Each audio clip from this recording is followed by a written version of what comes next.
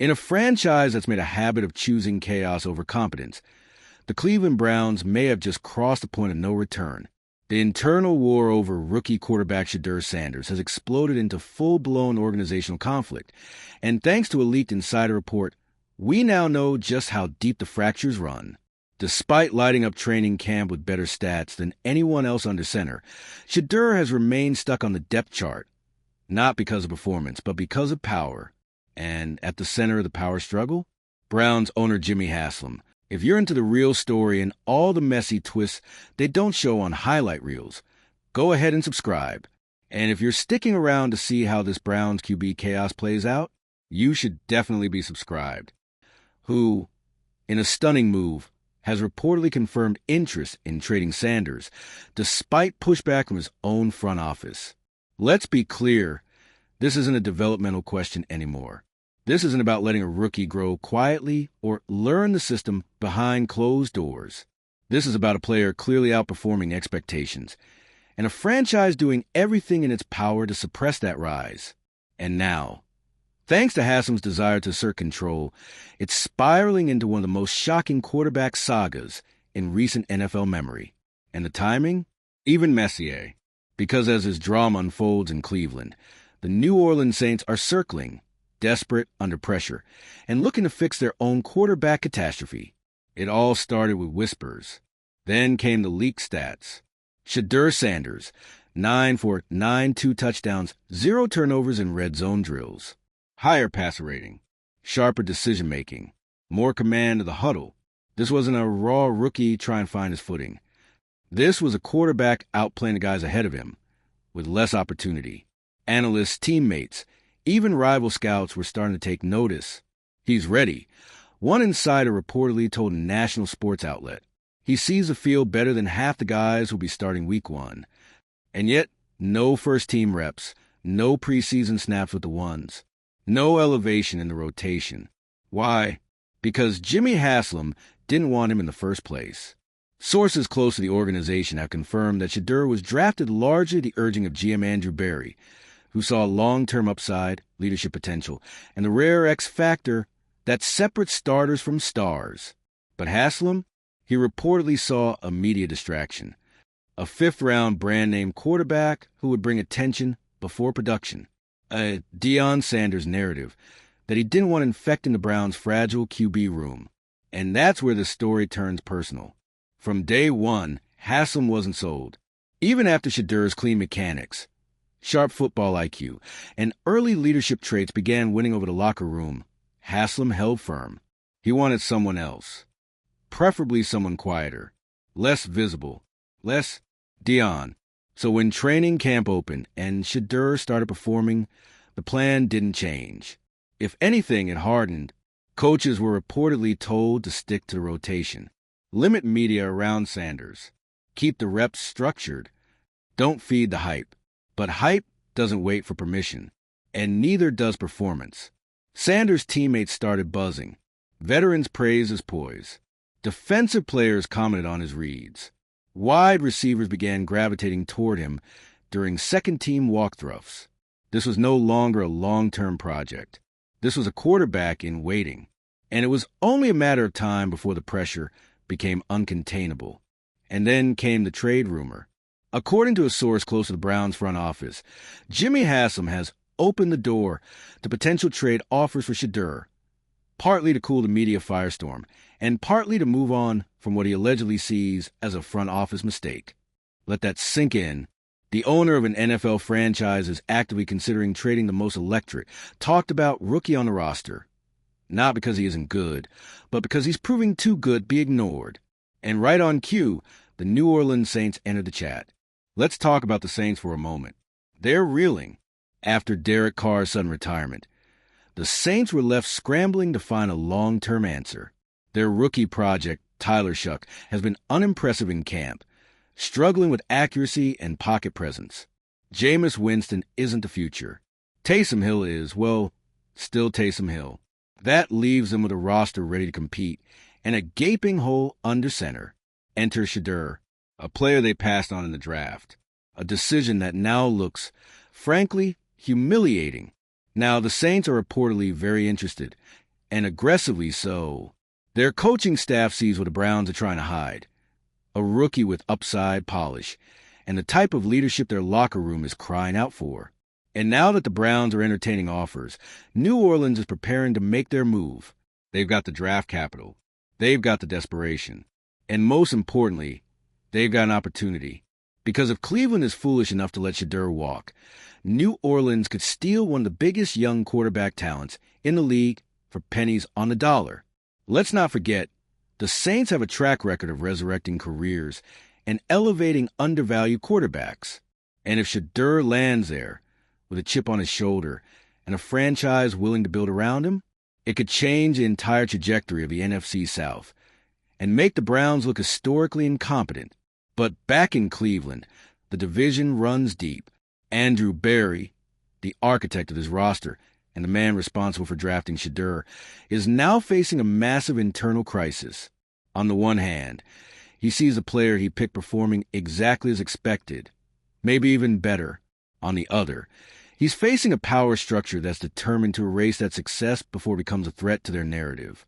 Berry reportedly wants to keep Sanders, build around him, let him compete, if not immediately, then by mid-season. But Haslam's trade talk has shifted the dynamic. The question isn't just should we keep him? It's who has the power to decide? And that's where this goes from scandal to defining moment.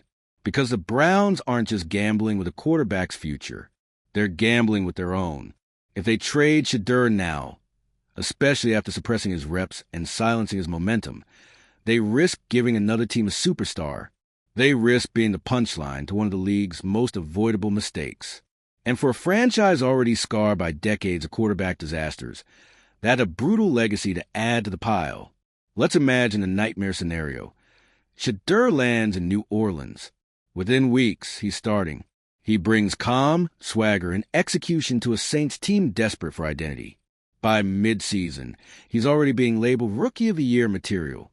The Browns? Still stuck in QB purgatory. Watson struggling. Locker room frustrated. Fans furious. All because one man couldn't get over his pride.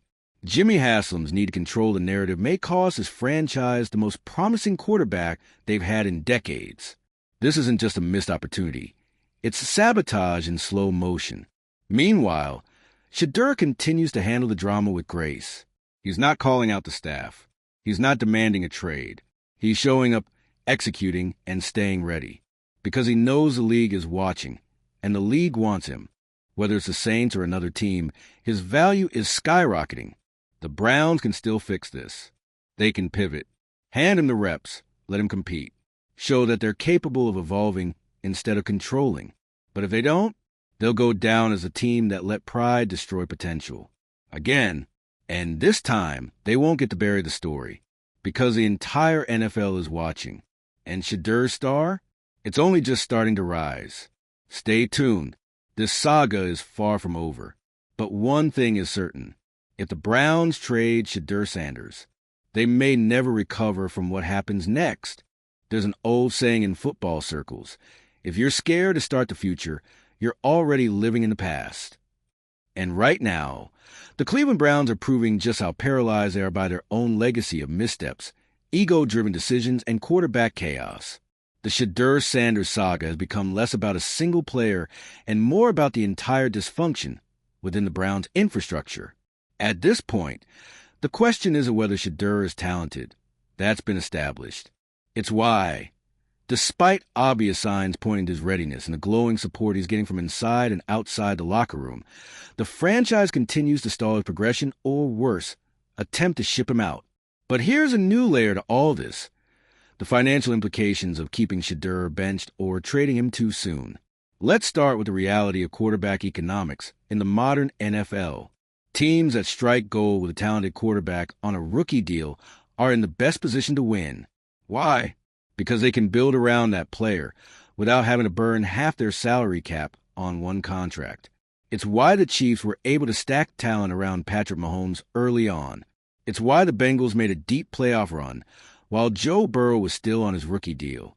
Shedeur Sanders is on that kind of deal. Fifth-round money, bargain bin salary for a quarterback who is already showing top-tier potential. To waste a year of that value because of organizational insecurity isn't just bad football, it's financially reckless.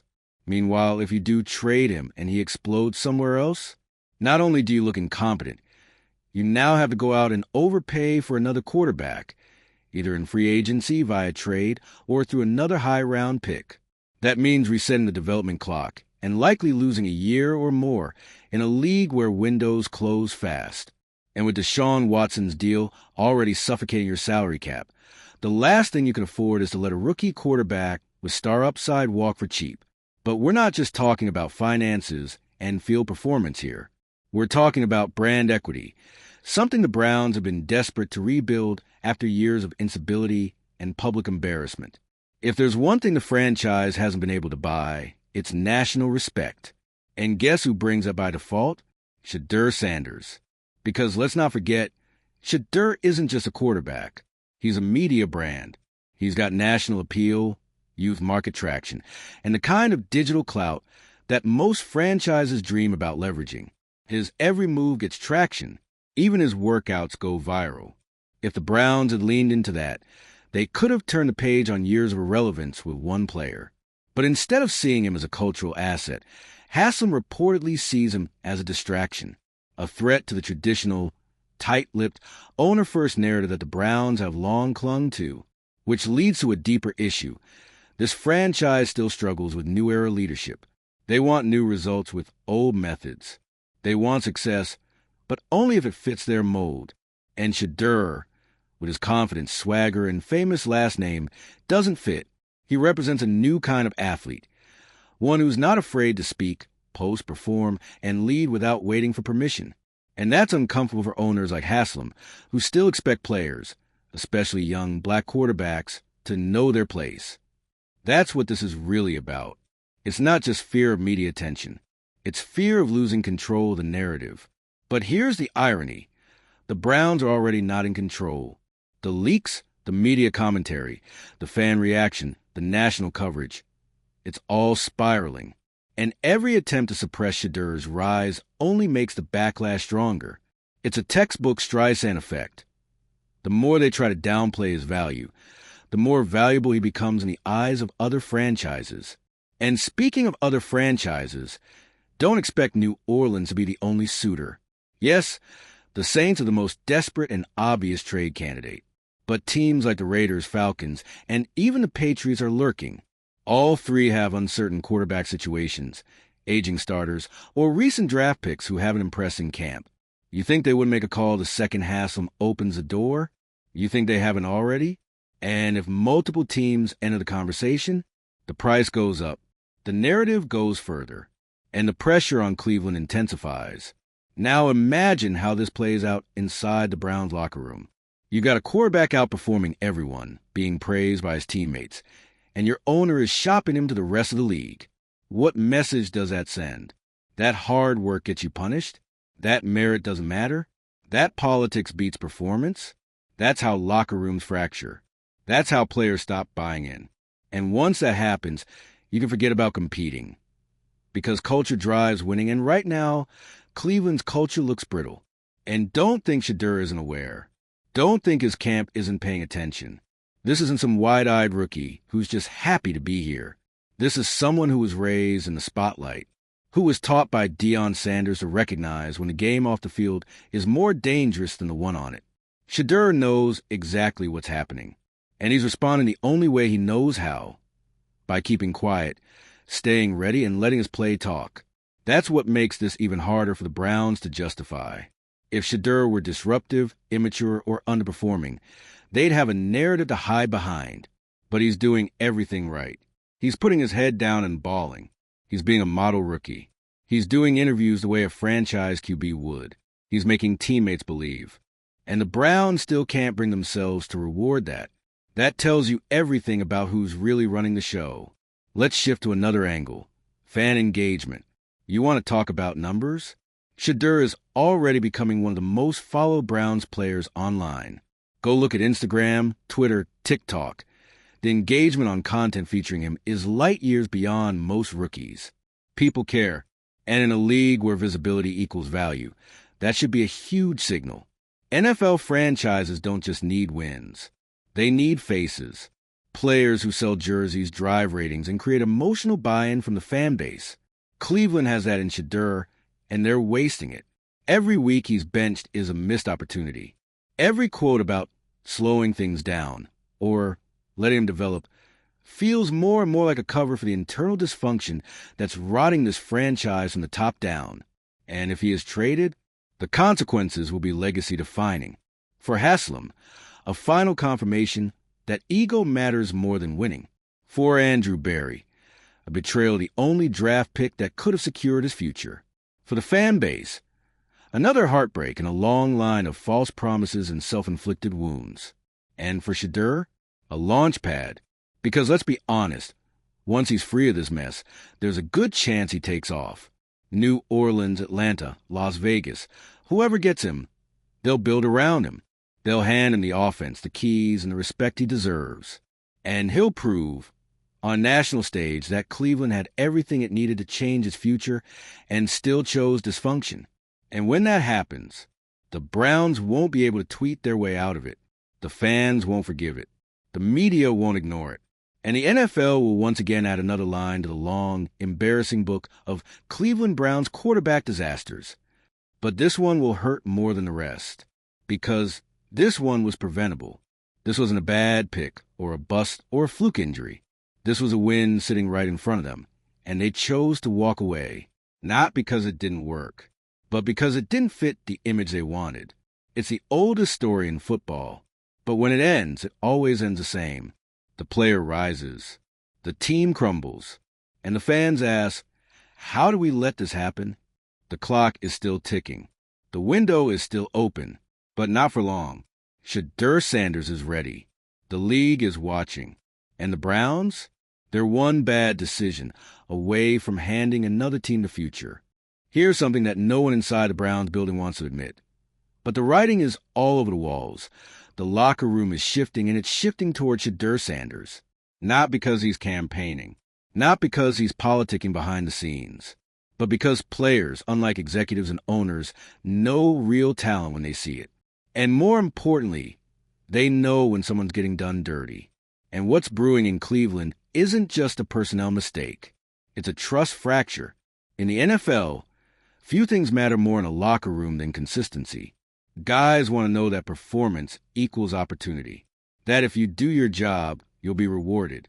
That the culture values accountability. But when a rookie quarterback like Shedeur is clearly outperforming his peers and still being denied even second-team reps, that messaging dies. Imagine being a receiver catching passes from every quarterback on the depth chart and quietly realizing the fifth-round rookie is throwing the most accurate ball.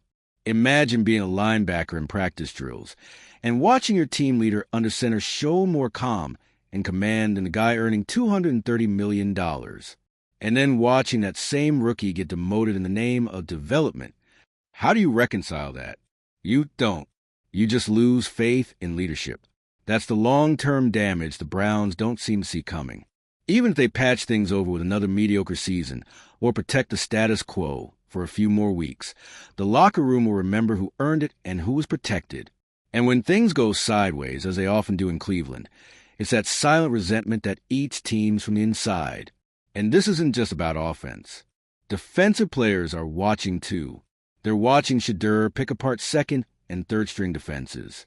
They're seeing how quickly he processes, how efficiently he moves through reads. That matters, because defenses, especially veterans, don't want to waste their prime years watching a talented young QB rot on the bench while the team rides out a doomed plan. This is the unseen fracture, the one that doesn't make headlines until it's too late. Meanwhile, around the league, the perception of Shedeur Sanders is evolving rapidly, and it's not just the Saints who are intrigued. In fact, executives and scouts from multiple teams have reportedly made quiet calls, not just about a trade, but about the kind of system Shedeur would thrive in. This isn't just passive interest. This is franchise-level curiosity, because what Shedeur brings isn't just physical tools. It's systemic adaptability. His game is built for today's NFL. Quick release, strong pocket presence, mobile enough to extend plays without relying on it, and cerebral enough to make adjustments mid-drive. You can drop him into a spread, West Coast, or even RPO heavy attack, and he's already shown signs he can handle it. That's rare. Most rookie quarterbacks enter the league needing a redshirt year, a year on the sideline, or heavy hand-holding with simplified reads. But Shedeur? The tape says otherwise. The practices say otherwise. The performance in high-pressure camp scenarios says otherwise. He's not raw. He's ripe, which makes Cleveland's approach even more confounding. Let's pivot to something most analysts haven't talked about yet. Optics with future draft picks. Teams are always projecting how their current decisions will affect free agency and future rookie negotiations. If you're a player entering the league and you watch how the Browns are handling Shedeur, burying a high-performing rookie, publicly shopping him, suppressing his narrative, how does that influence your perception of the organization? Not well. The NFL is a small world. Players talk. Agents talk. Coaches talk. If Cleveland develops a reputation for mismanaging rookie talent, especially one with the media and marketing draw of Shedeur Sanders, then good luck convincing top-tier rookies to see your franchise as a smart landing spot. You become the cautionary tale. This isn't just a Shedeur problem. This is a reputation problem. And Cleveland doesn't have the cushion to absorb many more of those. Now, let's talk about the fan base. Cleveland's fans are among the most passionate, loyal, and emotionally invested in football, but they're also tired. Tired of quarterback drama, tired of broken promises, tired of always being a year or two away from competing, and tired of having to watch other teams with less talent, do more with what looks like less. Right now, Shedeur represents something this fan base hasn't had in a long time. Possibility. Not the kind that comes from hype or hope, the kind that comes from proof. They've seen the practice clips. They've read the training camp reports. They know what's happening. And every week that Shedeur gets sidelined for reasons no one can justify, that loyalty takes a hit. And if the Browns do trade him, that might be the final straw for a portion of the fan base who, after decades of instability, finally saw a glimpse of the future and watched the team fumble again. Which brings us to the bigger question. Why is Jimmy Haslam so determined to make this difficult? Because let's not pretend this is about the money. Shedeur is on a cheap rookie contract. He costs next to nothing against the cap. Even if Watson plays out his deal, Shedeur is an ideal backup or competition at a team-friendly price. It's also not about locker room distraction. Shedeur has done absolutely nothing to create chaos. No controversy. No complaints. Not even a vague tweet. So the only thing left is ego. Haslam didn't want him. Barry picked him. And now that Shedeur is proving Barry right, Haslam would rather remove the piece than admit he misjudged it. That's not leadership. That's pride disguised as power. And it's going to bite them. Because eventually, Shedeur's value will reach a tipping point where the Browns can no longer pretend. Either they give him the reps he's earned, or they move him to a team that will. And watch as he becomes Exhibit A in how badly Cleveland misread the moment. The teams circling know this. They see Cleveland cornering itself. And they're ready, waiting, offering just enough leverage to make Haslam feel in control, while knowing they'll be the real winners in the end. This isn't just a test of talent. It's a test of organizational vision. Do the Browns have the clarity to see what's right in front of them? Or will they, once again, be the team that had a generational talent in their hands and let him go for nothing more than the comfort of staying in control? Time's up. The league is watching. And Shedeur Sanders? He's still waiting for the Browns to stop sabotaging their future.